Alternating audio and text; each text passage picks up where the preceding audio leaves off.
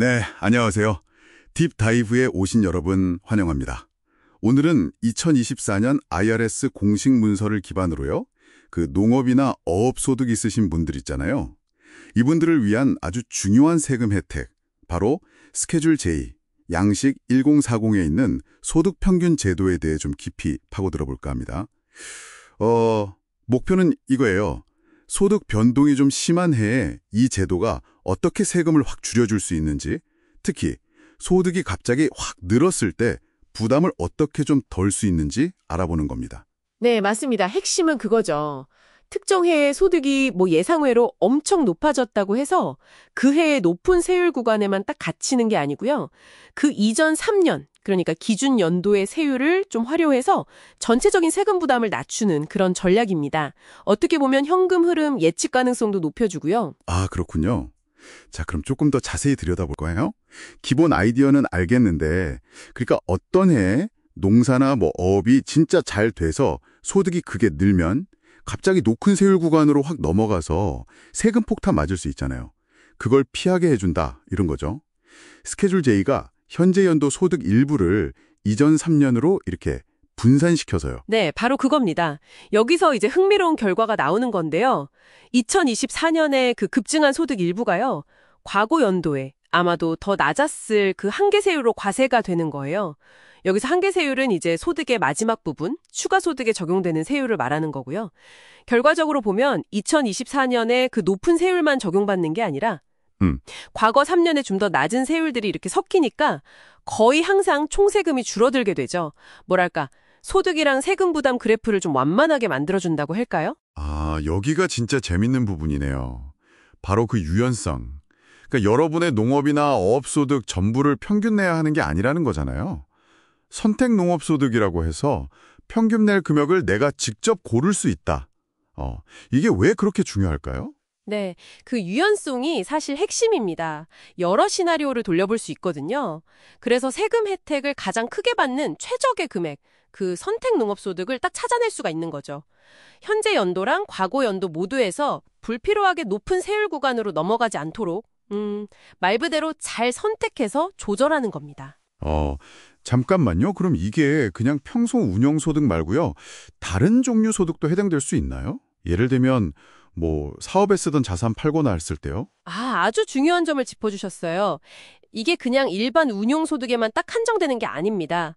농업용 기계라든지 장비, 어선같이 사업에 쓰던 자산을 매각해서 생긴 자본이득 있잖아요. 이것도 해당 사업소득으로 간주될 수 있어요. 네, 그래서 이 자본이득까지도 선택 농업소득에 포함시켜서 과거 3년으로 평균을 낼 수 있다는 거죠. 와, 자본이득까지요? 네, 특히 트랙터나 어선 같은 큰 자산을 매각해서 일회성으로 큰 이익이 발생했을 때 이게 굉장히 유용할 수 있습니다. 단순히 매년 소득 변동뿐만 아니라 이런 좀 큰 사업상의 이벤트로 인한 세금 부담까지 관리할 수 있게 해주는 거예요. 이야, 그렇군요. 그럼 이걸 누가 이용할 수 있는 건가요? 대상이 그냥 농업, 어업 종사자면 다 되나요? 상업적 어획, 채취 같은 어업에 종사하는 개인이 될 수도 있고 파트너십, S법인 다 해당될 수 있고요. 특정 조건 하에서는 그 임대계약이나 어획량 지분에 따라 급여받는 어선 선원분들도 포함될 수 있습니다. 근데 여기서 진짜 놀라운 점이 하나 있어요. 네, 뭔데요? 2024년 소득을 평균 내려고 할 때요. 반드시 그 이전 3년, 그러니까 2021년부터 2023년까지 꼭 농업이나 어업을 하고 있었을 필요는 없다는 겁니다. 네, 와, 그건 진짜 예상 못했는데요. 그럼 과거에 다른 일을 했거나 아니면 소득이 그냥 낮았다면 그때 그 낮은 세율 구간을 지금 이 높은 소득에 활용할 수 있다 이런 말씀이세요? 맞습니다. 바로 그거예요. 과거 3년 동안 소득이 뭐였든 간에 그 해들의 세율 구조를 이용해서 현재의 세금 부담을 줄일 수 있다는 거죠. 신기하네요. 이게 계산이 복잡해 보이긴 하는데 전문가분들께 맡기더라도 저희가 기본 원리는 좀 알 수 있을까요? 어떻게 돌아가는 건지? 그럼요. 핵심 원리는 생각보다 간단해요. 첫째, 얼마를 평균 낼지 그 선탁 농업소득 금액을 정해요. 둘째, 현재 연도 2024년 세금은 전체 소득에서 이 선택 농업소득을 일단 뺀 금액에 대해서 먼저 계산을 하고요. 셋째, 그 정한 선택 농업소득 있잖아요. 그걸 3으로 나눠서 이전 3년, 2021, 22, 23년 각각의 원래 소득에 그냥 더해보는 거예요. 넷째, 그렇게 더했을 때 각 과거 연도에서 세금이 얼마나 늘어나는지만 계산해서 그 늘어난 세금액들만 합칩니다. 추가세액이죠. 마지막으로 아까 두 번째 단계에서 계산한 현재 연도 기본 세금이랑 네 번째 단계에서 계산한 3년간의 추가 세금을 그냥 합하면 그게 최종 세금이 되는 거예요. 아하. 그러니까 현재 연도 세금은 줄이고 과거 연도 세금을 조금씩 더 내는 방식으로 전체를 낮춘다. 그렇죠.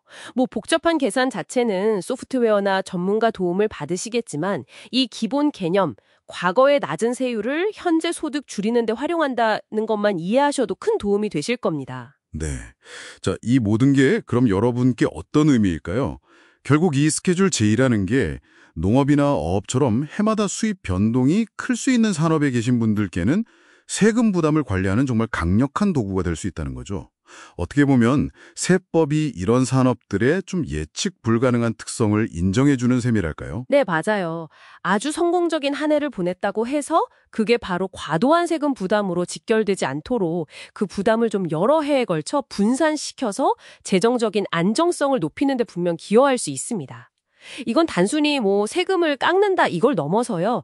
예측 가능한 재정 계획을 세우는 데 도움을 주는 상당히 전력적인 도구라고 볼 수 있어요. 네, 그렇군요. 자, 오늘 딥다이브 마무리하면서 여러분께 생각해 볼 질문 하나 던지겠습니다. 이 평균 낼 소득 금액을 직접 선택할 수 있는 유연성이 있다고 했잖아요. 그렇다면 단순히 세금 계산상으로 가장 유리한 지점을 찾는 것 말고 혹시 다른 비세금적인 요인들, 예를 들면 뭐 미래 투자 계획이라든지 아니면 앞으로 예상되는 소득 변화, 은퇴 계획 같은 것들이 매년 선택 농업소득 금액을 결정하는 데 어떤 영향을 미칠 수 있을까요? 한번 다음 딥다이브까지 고민해 보시면 흥미로울 것 같습니다.